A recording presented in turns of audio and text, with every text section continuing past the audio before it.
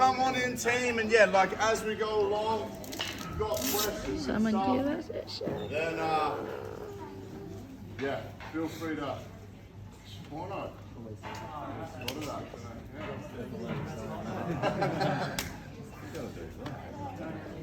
Never gonna wear that again. I'm never going to transfer in the first place. Alright, crew. Welcome everyone for the last week. Yeah, thanks for being awesome. It's been a lot of fun and really positive and stuff. So thank you very much. I suppose just in case I forget, we're gonna as we go through this now, and there's a bit to go through in the warm up and a few standards to cover, which we aren't going to have time for on Monday. This is a 22-minute workout, 5 minutes for sort of changeovers and resetting the bars. That's basically an hour class. So if you're coming in on Monday, you need to be getting here 10 or 15 minutes beforehand to get your own warm-up in. Follow the warm-up, it's already written down. Because it's just literally going to be, this is the workout, let's go on Monday, okay? There's just not going to be a lot of time for that. Just if you were one of the people that wanted pizza tonight, that put your name down, just see one of the coaches. We'll just $10 and we'll just mark you off behind the desk. Easy, but please don't. It's meant to get here around 8:30 or something, but no eating the pizza until everyone's done. Okay, that's horrible feeling. You're about to do your heat and just having pizza and stuff. It's not bad. And also there's free beers in the bottom of the cooler. One of them's not actually mine, but someone else bought that. But yeah, if you want a beer after the Stone and Wood or the Asahi's, they're free to go. But yeah, thanks everyone very much for the 3 weeks. And this looks like the best one, I reckon. So it should be fun. This looks like a lot of fun. Okay, so we're gonna go through the standards now. So there's quite a few movements to go through. And what I'd really like is now is a good time to ask a question, because if you're asking, someone else in your team like Kimmy, she probably doesn't know what's going on and she's gonna give you the wrong answer, okay? So yeah, that's a bad idea asking. So just ask now, and then someone else is probably wanting to know the exact same thing. All right, so we're gonna go through all the workouts. There's 1 or 2 people that have got some different versions, but hopefully we'll touch on everything. I haven't touched on your movement, come and see me, okay? But this is just purely the standards. So front squats, elbows must be in front of the bar, hip crease must get below the top of the knee, and then we've got to stand up again, okay? So that's the standard. Squatting and thrusters are one of those movements that sometimes people think they're going a bit deeper than what they are. So it's always a good idea when you get out there, hey, judgy, can you just take a look at a few? Are they okay? And then you're good to go. Do you want to cover that you don't actually need to have your hands on the bar?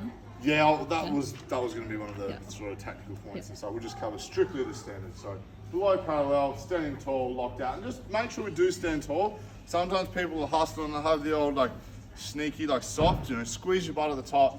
Make sure it locks out. It's obvious it is. Let's just make sure we get that.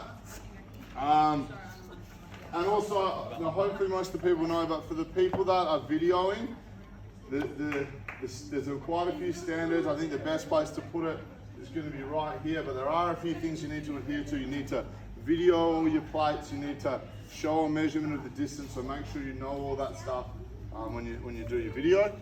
I'll touch on this a little bit, but everyone is going to have to judge at some point, so be familiar. There are a few people that I think when the workout started was the first time they'd look at a scorecard, they're like, oh shit, what's all this about?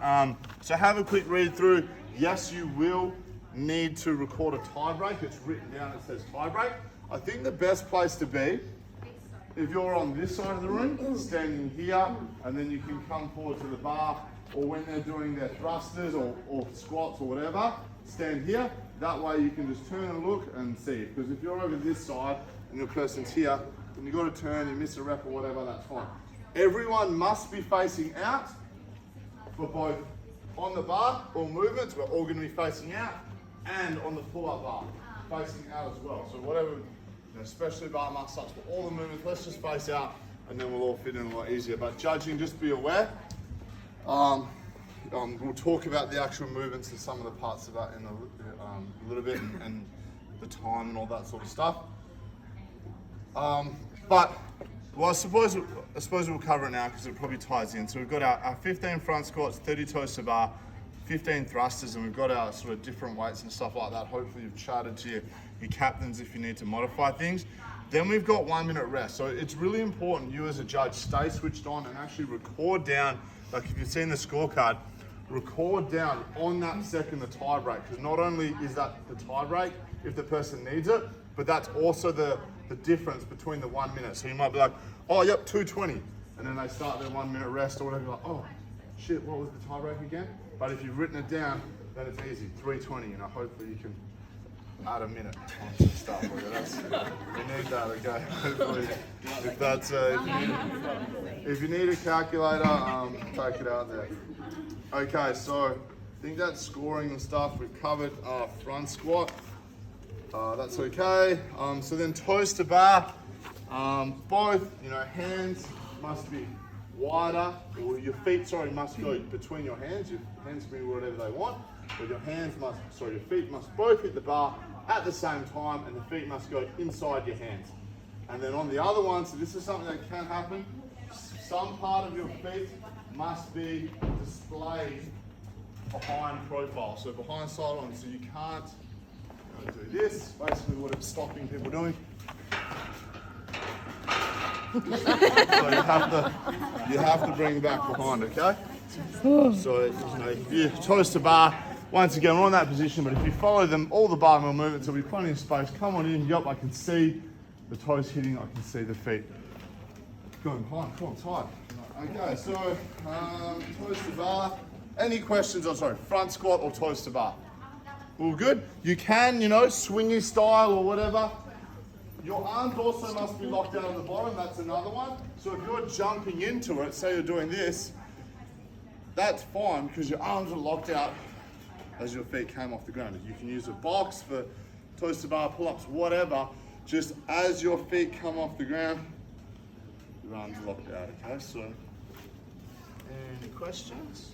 The front squat, that's so you can go straight into the squat when you put it away. Yep, you can. So you can clean the front squat, you can clean the thruster. That's all good. So next movement, thruster. So same as the front squat, you know, elbows must be in front of the bar. Not really the same, you know, elbows in front. But hip crease below, the top of the knee at the bottom. Then at the top, the legs locked out, arms locked out, bar over the top of the body. Can't be out in the front, everything's over the top, then go down again. So it is quite hard to keep your legs soft and make sure they lock out at the top. Yeah, I think that's pretty much it there. Also with the thruster, you can't double bend. You can't like go and like jerk it up like that. That's technically a jerk. You just stand tall, press it up. Any thruster questions? Cool, chest to bar pull up. So same as a toes to bar. Arms are locked out. Some part of your body must hit the bar from collarbone or below. So yeah, quite a few people do that. You know, they have a box, or you may have like two little, you know, like this has sort of been done in the past. Some people set this up, it's totally fine. It's too high for me, but there you go, yep, because my arms are still locked out.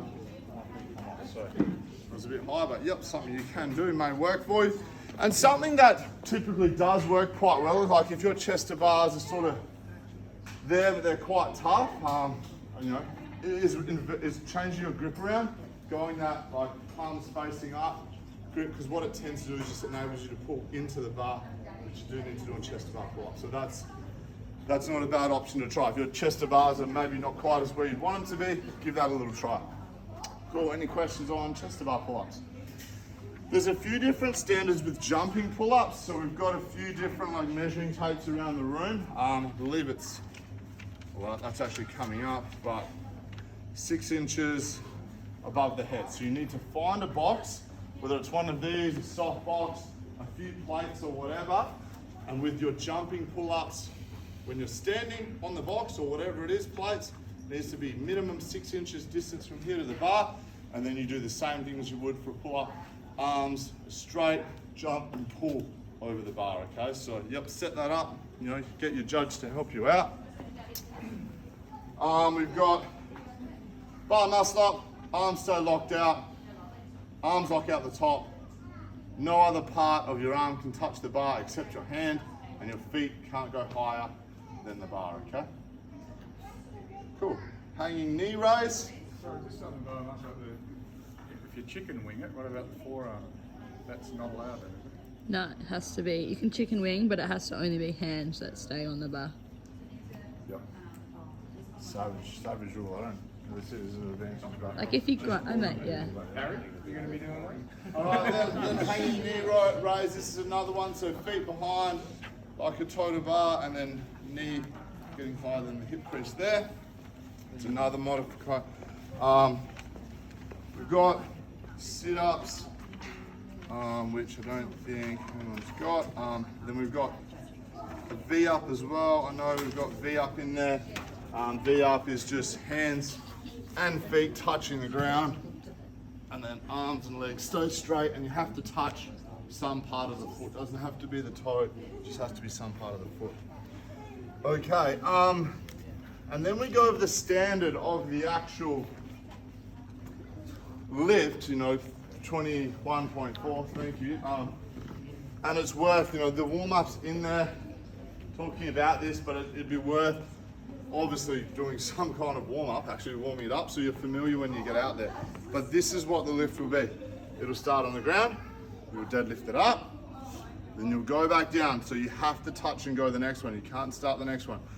Just, you know, stopping from the ground again. So deadlift, touch and go, and then you must stand tall with that with your elbows in front. If you want to do a squat clean or do whatever you want, you can split whatever, your feet come together. So that's effectively the second rep. So that's deadlift plus the clean, and then we've got a hang clean. So then you let it down, hopefully you go back into your hook. You can go down to your knee, but no lower. And go back up. If you want to squat it, you can. I won't be, I don't think. I don't think most people will, but if you really want to, you can. Elbow must be in front, and then jerk, stand tall with everything locked out and controlled. Okay, then dump it down. So this is for this. So I'll show that one more time. Deadlift, touch and go clean any way you want. Stand it up, hang. You know, I don't think I've got much room there, but jerk any way you want. Just make sure you stand it up, locked out. The hands can't leave the bar the whole time. No. I don't know if that's. You might have said one continuous movement. That would imply dumping the bar. So yeah. Yeah, I think by essentially. that, like, I think it's fine to like pop it off or whatever like that. I don't think it has to be continually moving. It just has touching to the not floor, stop. your hands have to be on the bar. Yeah. Yeah, I think like. You can't do a I younger think rep. one continuous movement meaning, you know, once the barbell comes off the ground, you know, you have to keep it, you know, you could stand there with it, you can stand in the rack, but you can't obviously put the bar back down, okay? So just everyone clear on that, because I know it's sort of confusing. And one other interesting thing, I might forget it, but usually, you know, if a workout's on, you know, end of the time, if you haven't completed your lift too bad, but with your additional 7 minutes, the bar just needs to be up off the ground. So if there's 1 second left and you pull the deadlift up off the ground, then you're still in the game, okay? So you can still, then you can go for your touch and go, you can do your hang, you can stand here, you know, if it's 10 o'clock at night, you're still standing there, and, you know, technically it's all good, and then you can, you know, get that. Not dropping it. Gonna get it. Keep missing jokes. Oh. No one can have pizza until that person's finished. Yeah, everyone will just be.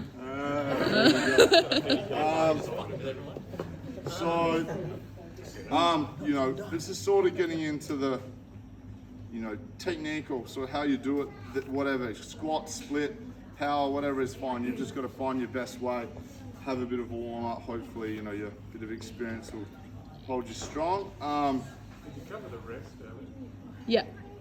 The rest. Yeah. Yeah. So we'll go through that. Yeah. So Not that part yet. No.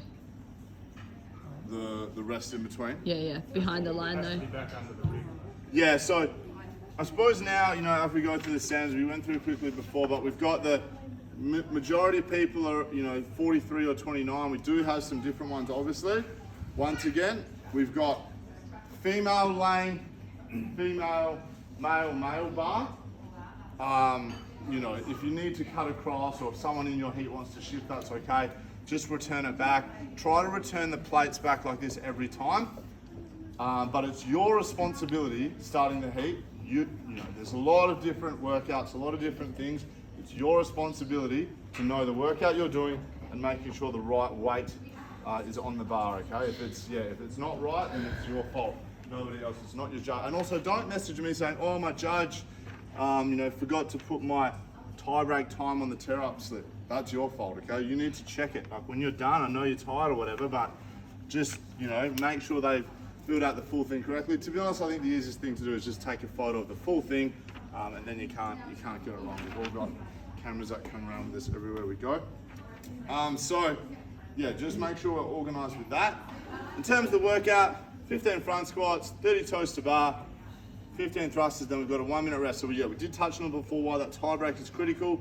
Write down the tie break on the scorecard, then it's exactly 1 minute from there again, okay? So when you begin the workout, or after each 1 minute break, you must be behind this line. So we've got this line here, 3, 2, 1, go, and then we start. We go out here.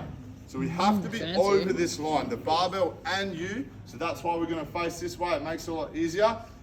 Must be over this line at all times. At no point can the barbell go over. And if it does, you need to bring it back. Nobody can help you. Your judge can't help you load weights, your friend, not even Jesus, okay? So maybe he can, but It's very hard enough. That includes also if, let's say, the barbell falls somewhere, no one can touch it, right? No, you have to sort it out.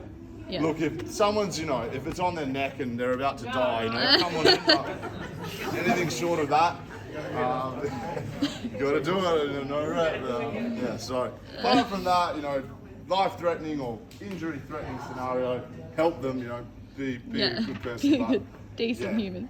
loading the bar, moving it, if it rolls out, they do their pull-ups and it rolls away, you just have to leave it, okay? I think it's a nice way to do it. You don't have people running around as fun as it was last time everyone's loading the bar for you.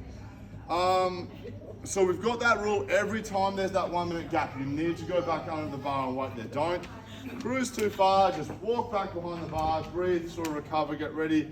Then as soon as you're, say it ticks over to 7 minutes 12, then you can walk out, head to the bar and start again. It's not the same with your clean though. You don't have to go back because as soon as you either finish the workout, so say you get the last thruster done, as soon as that's done, your judge will write your time down and your 7 minutes has already started, which we'll get through. Or at the cap, if you get capped, then your 7 minutes begins straight away, okay? So, you don't have to go back over. All right, so, front squats again, then it changes to chest to bar, then thrusters again, 1 minute rest again, front squats again. Now it's bar muscle ups and thrusters, okay? Once, like we just covered, as soon as it's over, straight into part 4, which is that clean and jerk that we covered. So, and I've spoken to a few people, and I think like these ones are always like, damn it, I can't do bar muscle ups, like, god damn it, this is stupid. But I think you'll be surprised on how hard it is. Like, if you find chest to bar pull-ups really tough, I think you'll be surprised how hard it is to get there. Or same with bar muscle-ups. It's very difficult. I only really know one person who's done it. He's pretty fit, and he only just got back onto the thrusters here. So he'll be sort of one of our top scorers for every workout that we've done. So I think it's difficult and to get through this and get it done. So don't drive off a bridge if you don't finish or whatever. It's one of these workouts that's got a very tight. It's very difficult to get finished. So I think majority of us will be 15 minutes starting into our. But if your person does get it finished, you need to be switched on. I know before we were asking you to only add on 1, but now we're going to step it up to sort of year 2, year 3 stuff, where you're going to have to add 7 onto a number, okay? So whatever number it is, you need to add 7, and that will be their finish time. Oh, sorry, there's a question. So I think in terms of like tips and like sort of getting through it, One little thing I think would be worthwhile, like basically this whole workout, you're either holding onto a barbell or a pull-up bar. So one thing I think would work is that crossed over, because you can rest the weight on your shoulders, your hands can have a bit of a break. So I think I'll be giving that one a go. I think that'll be a nice break, especially if you're not that mobile. Whereas this one, it's still gonna stretch out your forearms a little bit. So I would probably be giving that one a run. And yeah, it does depend a little bit where you're going to get to, but if you're going to get to the chest to bars and they're going to be tough, or you're going to get to the bar muscle ups and they're going to be tough, I would consider smaller breaks than maybe you were thinking, because you're going to need your forearms and your grip when you get to the bar muscle ups. Okay, so hanging on for big sets just because you can may not be the best option. You might get there 20 seconds earlier, but that's quickly eaten up when you're doing chest to bars or when you're doing bar muscle ups. That can be just the time of one rest. So pretty much like any workout, unless it's the last 10 seconds, you should be choosing to rest and hop down, not failing a rep or falling down. The whole thing, they're always a bit deceptive, but I think this will be tougher than to get to certain points than you may think. There's a fair bit of squatting that you've got to do to get there. Okay. And then I suppose, leading into the next part, like obviously this is 2 workouts in one. So, giving the first one like absolutely everything you've got, like every single like millimeter of effort, may not be your best option if you can't sort of lift anything at all. So, for some people it's going to be weighing up sort of how hard they want to go on each one. One thing I think wouldn't be a bad idea, like if you're just like relying on Sorry, one question. Yeah. The end of workout new standard for 21.4 does not count for 21.3. So like we're halfway through a muscle up, the clock goes out, that's it, right? It's normal workout standard. Yeah, so the time cap you mean? It's like a normal time cap. Like, yeah, so that's a strict 15 just minutes. for So if you're 21.4. about to do your last thruster or something, like you have to have that. You don't have to step over the line or whatever, but you must have to have that rep completed or whatever move you're doing. Yeah, you can't be halfway through a thruster at the 15-minute mark. That won't count. Yeah. Yep.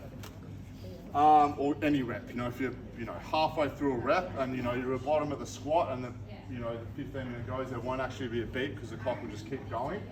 But you need to that doesn't count. Finish the rep. So something I would, if you're just going into this workout like, look, when I've finished that 15 minutes and I've done a workout to my hardest possible intensity, that's when I'll get the clarity to decide what weights I'm going to go in the complex. That's not going to happen, all right? So what you need to do is hopefully you've got something in mind. I reckon it's going to be about 20 to 25% less than your 1 RM clean and jerk. That's what you should be shooting for, something around that.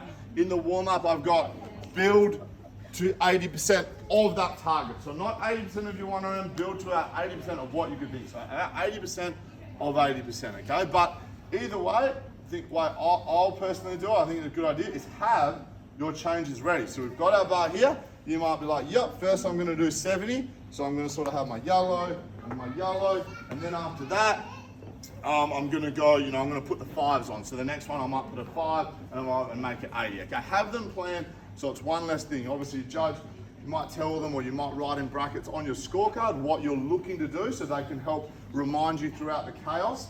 But they can't touch or they can't touch the collars, they can't do anything. Okay, so you've got to have an idea, but have a plan. Yeah, I'll feel it out. Obviously, you might have to change that plan, but yeah, have something in mind. And you don't have to do the full complex either. You might just put a little bit on, just a power clean and a jerk, that's enough. I know I've got it, move on. Obviously, if you get nothing else, you'll have a score of 0, but I think you may not necessarily do it. You might want to save your grip just for 1 or 2 final lifts. You don't have to do it. And don't do too many. I reckon 3, maybe 4 is the most you're going to want to do. Can you put weights on the outside of the collars? Or do No, you can't do that. Alright, so collars will be on the outside. Yep. Can you Collars go have- collarless? No, you cannot go collarless, and collars have to be. Actually, I'm not sure about collars. I know collars have to be on, but I don't know about the very outside.